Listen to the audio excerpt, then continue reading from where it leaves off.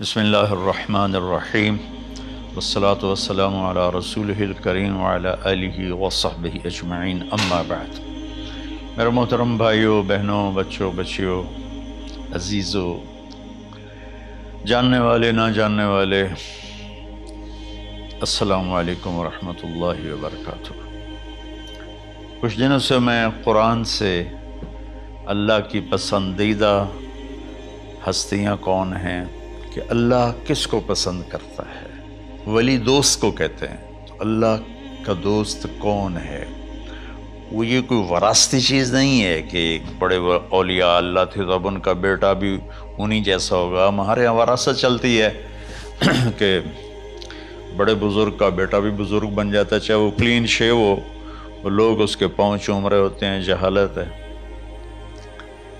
تو آج میں تھوڑا سا سورہ بنی اسرائیل ہے، اس میں بھی سارے اخلاق بیان ہوئے۔ میرے بھائی بہنوں، ایمان لانے کے بعد انسان بنتا ہے، اور اس کے بعد اس کی قیمت، اس کا بڑا پن، اس کی وجاہت، اس کی شرافت وہ پیسوں سے نہیں ہوتی۔ پیسوں سے انسان مالدار تو ہو جاتا ہے، بڑا نہیں بنتا، بڑا نہیں بنتا۔ ہمارا علم غلط ہو گیا۔ بڑا بڑا بندہ جے بول دیا 3 ملین 200 مربع، یہ نوابہ فلانا ہے، نوابہ فلانا ہے۔ میرے بھائیو، یہ بالکل غلط علم ہے۔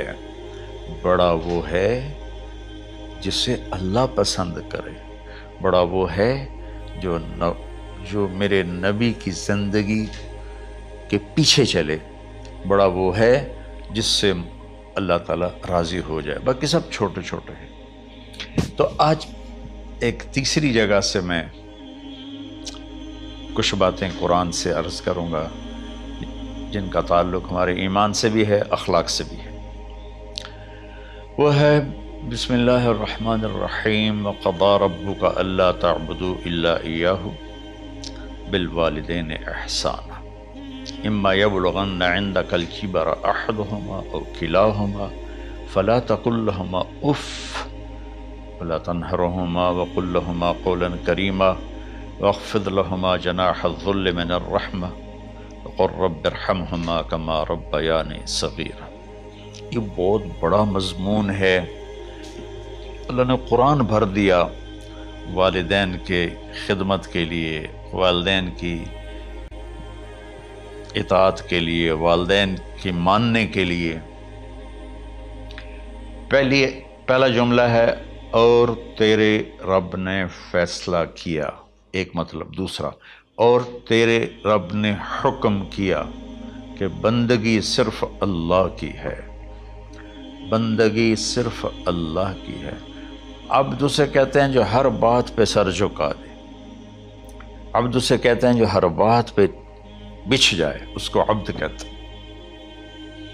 تو اللہ کہہ رہا ہے میرے بندو، میرا ایک فیصلہ ہے اور میرا ایک حکم ہے، میرے سوا نہ تمہارا ہاتھ کسی کے آگے پھیلے، نہ تمہاری گردن کسی کے آگے جھکے۔ ایک دوسرے سے مدد لینا، اس کو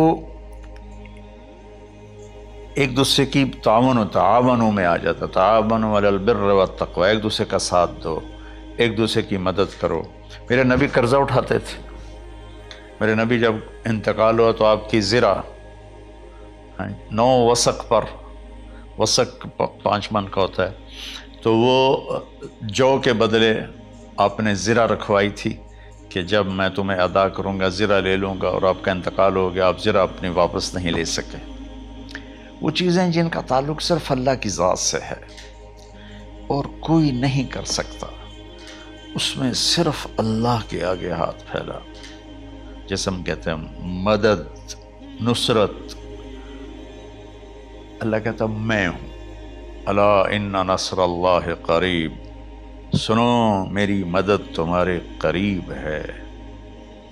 تو اللہ تعبدوا الا ایاہ، بس ایک چھوٹا سا جملہ اللہ نے یہاں کے، چونکہ یہاں اللہ نے والدین اور اخلاق بتانے تھے تو اپنے لیے صرف ایک جملہ بولا، باقی باتیں بھی اللہ کے لیے ہیں، لیکن اللہ نے میری بندگی، اس بندگی سے مراد 5 وقت کی نماز نہیں ہے، حج، روزہ، زکوٰۃ نہیں ہے اس کی مراد، یہ ساری باتیں داخل ہیں، اور اس کے ساتھ 24 گھنٹے کی زندگی اللہ کی مرضی پر گزارو، نفع آئے تو شکر ادا کرو، نقصان ہو تو صبر کرو، برداشت کرو، پھر بھی شکر ادا کرو، کہ میرا رب یہ کہہ رہا ہے کہ میں نے صرف اللہ سے تعلق جوڑنا ہے۔ اللہ کے نبی نے اپنے چچا زاد بھائی عبداللہ بن عباس سے فرمایا کہ یا غلام،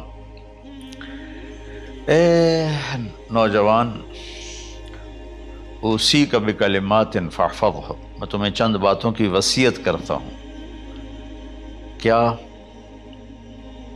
احفظ اللہ، احفظ اللہ یحفظک اللہ، یحفظک اللہ، اللہ کے اوامر کی حفاظت کر، اللہ تیری حفاظت کرے گا۔ احفظ اللہ تجدہ تجاہک، تو اللہ کے اوامر، اسلام، حلال حرام کی پہچان کر کے زندگی گزار تو اللہ کو ہر وقت تو اپنی مدد کے لیے تیار پائے گا۔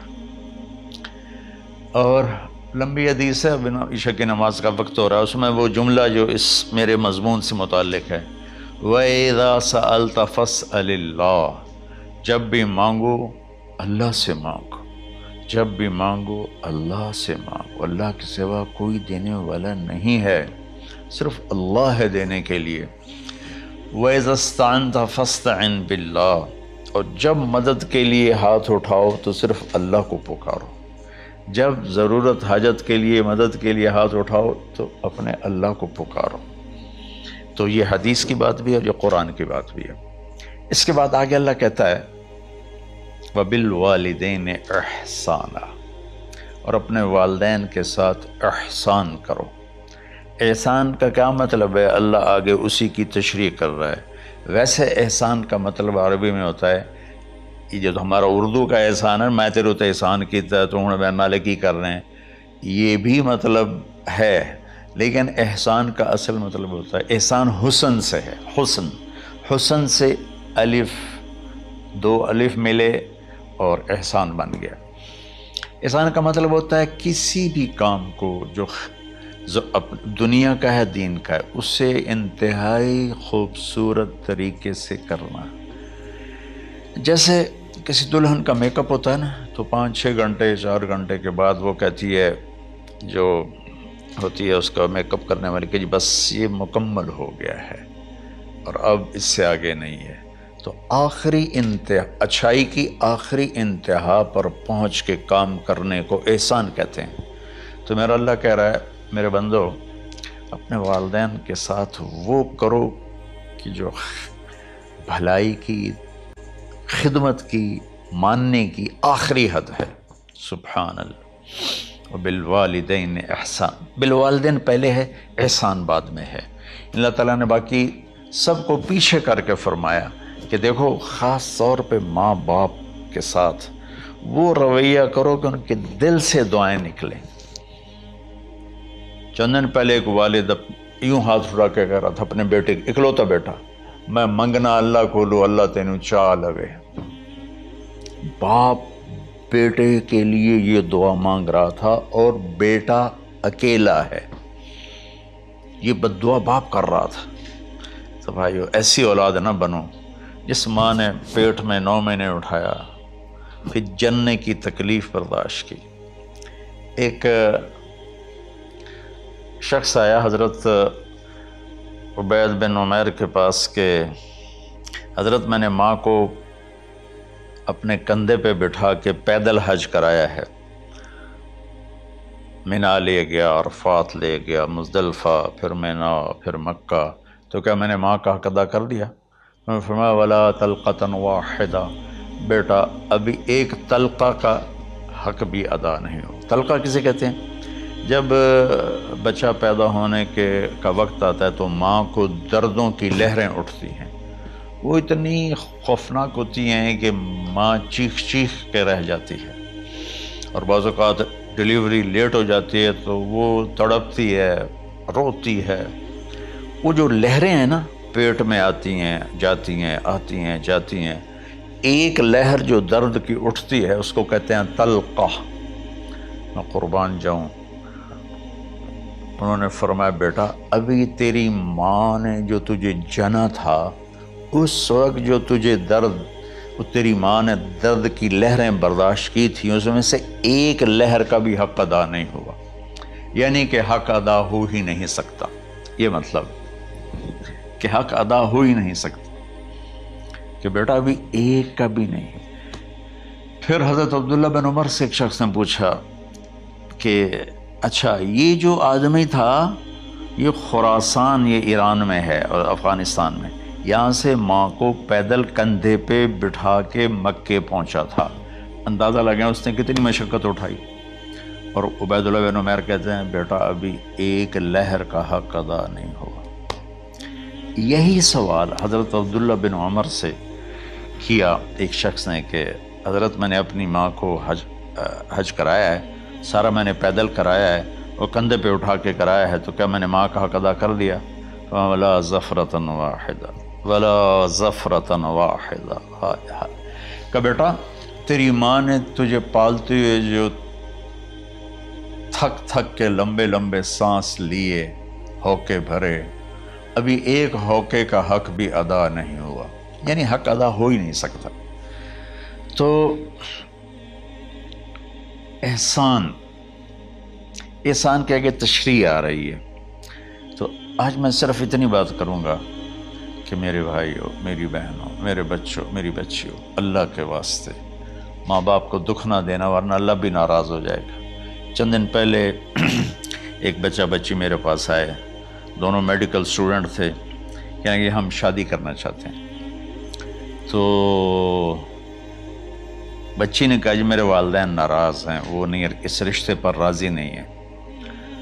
تو میرے باپ کہتے ہیں اگر تو نے یہاں رشتہ کیا تو تیری میری ایک درمیان ایک خط آئے، کھچ جائے گا، خلیج، ہم اس پار نہیں آئیں گے تو اس پار نہیں آئے گی۔ میں نے کہا بیٹی جس ماں نے تجھے 9 مہینے پیٹ میں پالا، 2 سال تجھے دودھ پلایا، تیری پوٹیاں پیشاب صاف کیا، تجھے پیمپر باندھے، تجھے اٹھ اٹھ کے راتوں کو اپنی چھاتی سے دودھ پلایا، کیا اب اس کا اتنا بھی حق نہیں کہ تم اس کی رائے کا احترام کرو؟ اتنا بھی حق نہیں ہے؟ تو میں نے کہا بیٹا میری کوئی رائے نہیں ہے، تو اگر تیرے ماں باپ راضی ہیں تو بسم اللہ ضرور کر، اگر راضی نہیں ہیں تو دیکھو موت تک تجھے ماں باپ کی دعا نہیں ملے گی، اور ماں باپ کی دعا نہ ملی تو کچھ بھی نہیں ملے گا۔ تو بھائیو دوستو، خاص طور پر آج کے کالج کے نوجوان بچے بچیاں یہ ماں باپ کے ساتھ بہت بدتمیزی کرتے ہیں، چونکہ اس میں والدین کا پہلا قصور ہے کہ انہوں نے ان کو دین نہیں سکھایا۔ بچپن میں انگلش میڈیم سکول، پھر او لیول، پھر اے لیول، تو انہیں کیا پتہ ماں کون ہے باپ کون ہے۔ ایک پرانی بات ہے، ایک شخص اپنے بیٹے کو لے کر آیا کہ یہ میرا بچہ ہے اور یہ فلاں جگہ شادی کرنا چاہتا ہے اور ہم میں سے کسی کی رائے نہیں ہے اور یہ مانتا نہیں ہے، اور اس کے ساتھ اس نے نا دھاڑے مار کے رونا شروع کیا۔ تو میں نے بچے کو دیکھا تو یوں کر کے بیٹھا تھا، اس کا باپ رو رہا ہے، ہچ کیوں تو ایسے بیٹھا ہو۔ تو مجھے اچانک خیال آیا، میں نے کہا شیخ صاحب اس کو کہاں پڑھایا تھا؟